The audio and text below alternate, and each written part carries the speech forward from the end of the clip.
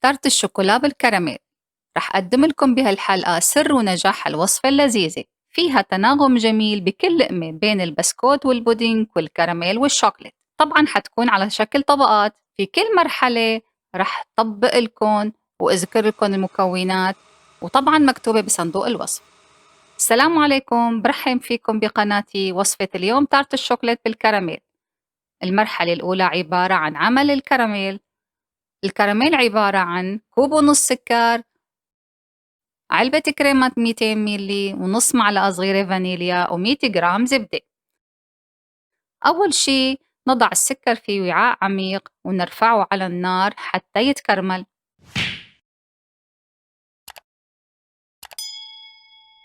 هي حطيت السكر على النار. السر هون إنه ما بنحرك بتاتا، وإنما بنحرك الوعاء بشكل دائري مع الهز.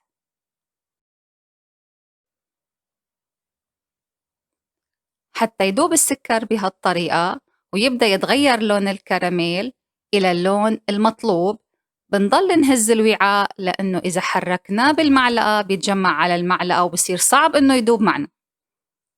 هلأ بنشوف إنه صار في سائل كتير وقليل من حبات السكر. هلأ ممكن نحرك بالمعلقة الخشب ليدوب السكر تماماً.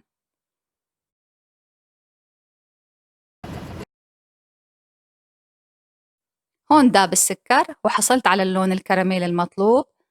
بهاللحظة هاي بقدر أضيف الزبدة.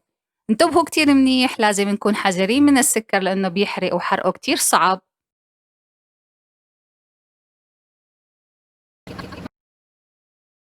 عم نحرك الزبدة لتدوب. دابت الزبدة معنا. بس تدوب الزبدة بنضيف الكريمة مع التحريك المستمر بهالطريقة، بنخليه يغلي شوي. بنضيف الفانيليا لإضافة نكهة للكراميل. ممكن نضيف النسكافيه أو الكاكاو إذا بتحبوا تغيروا النكهة. نتأكد إنه المواد دابت مزبوط مع التحريك المستمر. هلأ صار قوامه متماسك، شايفين شلون؟ طبعًا بس يبرد رح يسمك أكتر من هيك، بنشوفه وقت التقديم.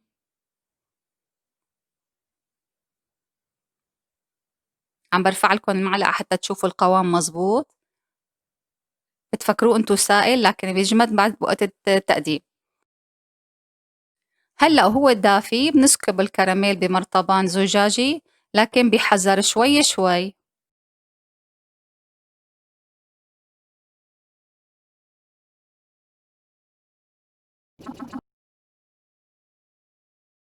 شوفوا هاي الكمية اللي طلعت معي، بنتركه يبرد بالتلاجة.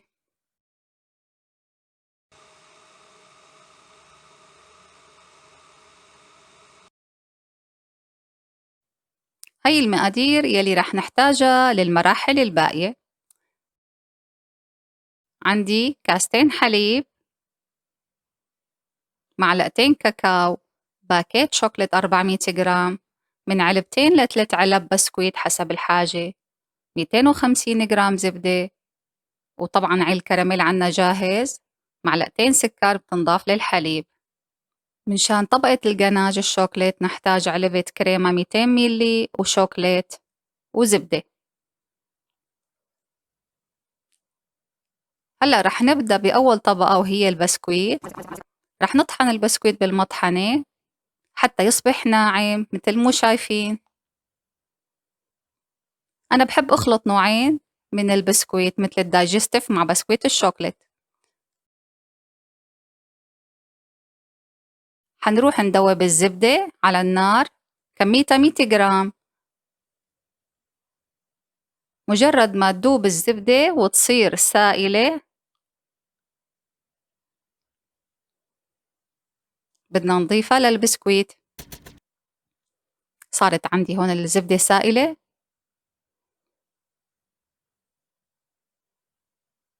رح أضيفها للبسكويت ونخلط البسكويت بشكل جيد بهالطريقة. كل علبة بسكويت بتحتاج 50 جرام زبدة حتى تتماسك بشكل جيد بالبراد. عم نخلط مزبوط، بنتابع الخلط. حتى تتوزع الزبدة بكل حبات البسكويت.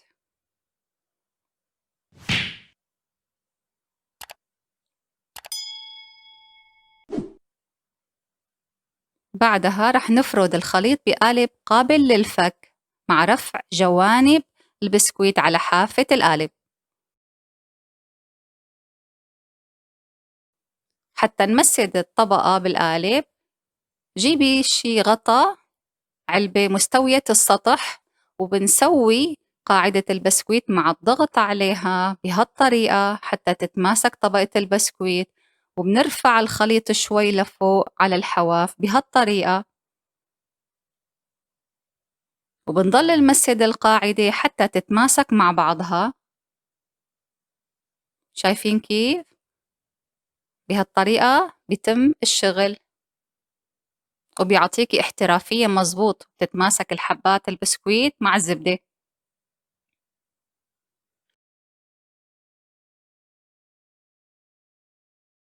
بعدها بنضع القالب في التلاجة مدة نص ساعة حتى تتماسك طبقة البسكويت.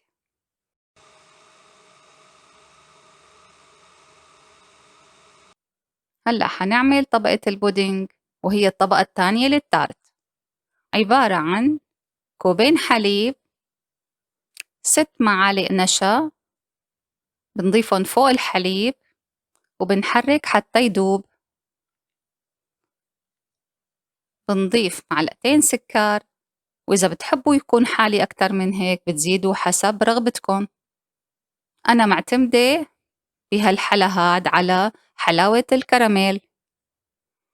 بعدين بنضيف معلقتين كاكاو، وبإمكانكم تضيفوا نكهات مثل النسكافيه أو الكراميل لتعزيز النكهة. هلأ بنضيف 100 جرام شوكولاتة مقطعة،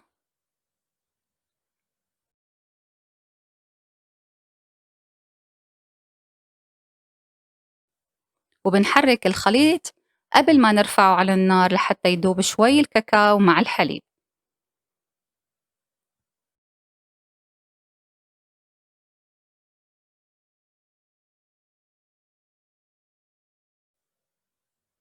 نرفع الخليط على النار مع التحريك المستمر لحتى يغلي ويسمك الخليط.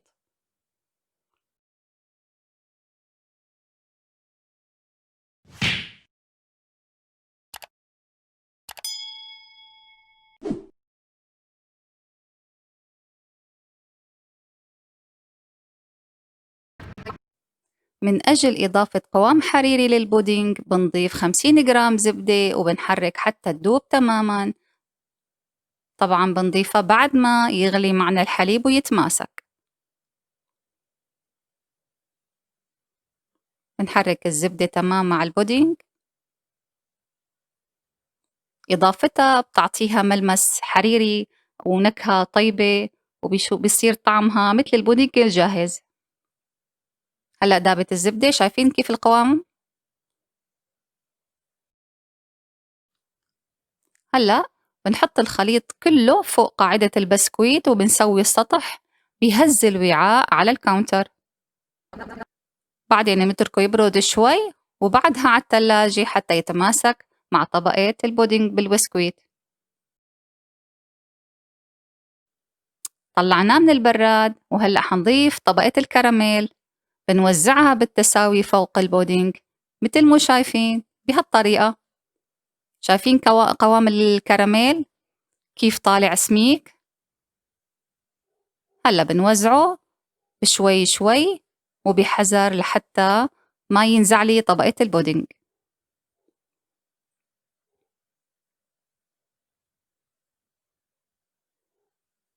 بهالطريقة شايفين كيف عم بفرده شوي شوي.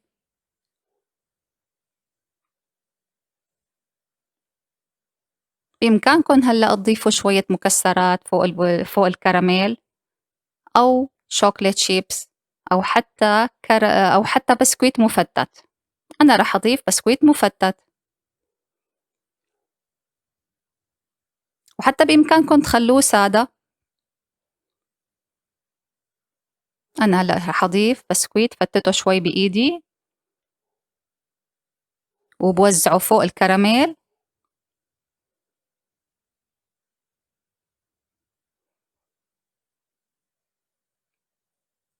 بنضغط عليه بالمعلقة حتى يتماسك مع الكراميل، وبنرجع القالب على التلاجة لحتى نعمل طبقة الجناج.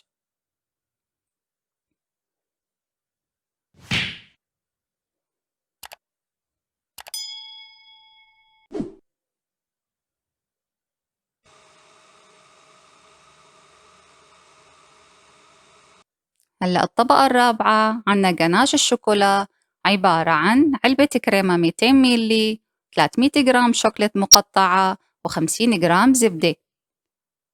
نضع الكريمة بوعاء وبنرفعه على النار حتى يسخن شوي وليس إلى درجة الغليان، لأنه الكريمة إذا غليت بتفرط.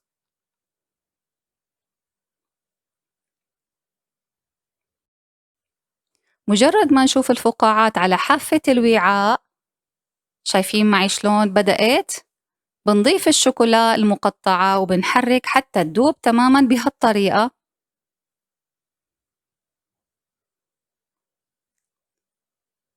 ولما بتدوب الشوكولات تمام، بنضيف الزبدة لتعطينا لمعة للجناش.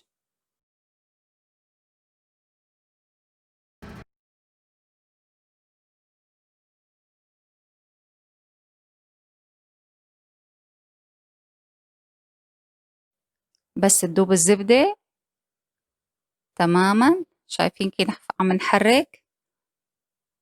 صار له لمعة ودابت تماماً. نرفعه عن النار وبنحطه شوي شوي فوق طبقة الكراميل لحتى ما ترتفع طبقة الكراميل. شايفين كيف بوزعه بهالطريقة شوي شوي وبحذر.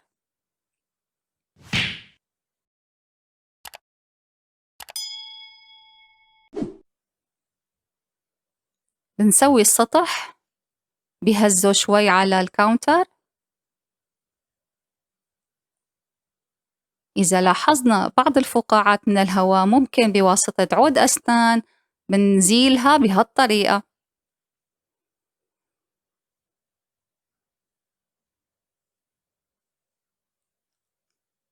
هلأ بقى بنحط القالب بالتلاجة مدة لا تقل عن 5 ساعات ليتماسك بشكل جيد.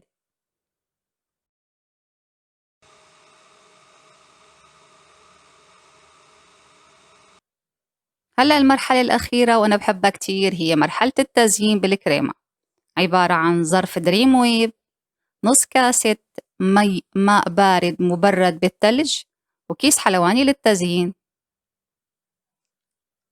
نضع الماء البارد فوق بودرة الكريمة بدون التلج بعد ما يكون المي بردت كتير.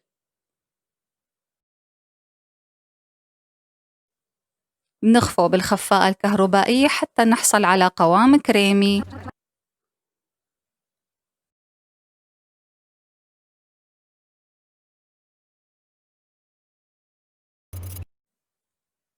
نضع الخليط في كيس الحلواني ونبدأ بتزيين التارت حسب الرغبة بهالطريقة.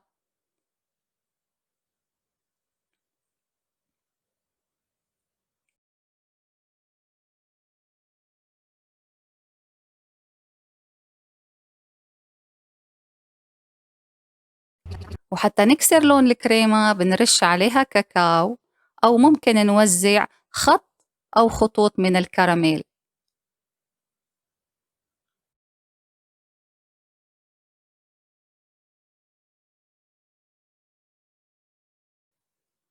وهيك حصلنا على أروع وأفخم تارت شوكولا ممكن نقدمه للضيوف بالحفلات أو بأعياد الميلاد. صدقوني رح يفكروا إنكم شارينه من أفخم المحلات. ما في حدا دقه عندي إلا مدح فيه وبطعمه الرائع. كل لقمة فيها نغمة خاصة.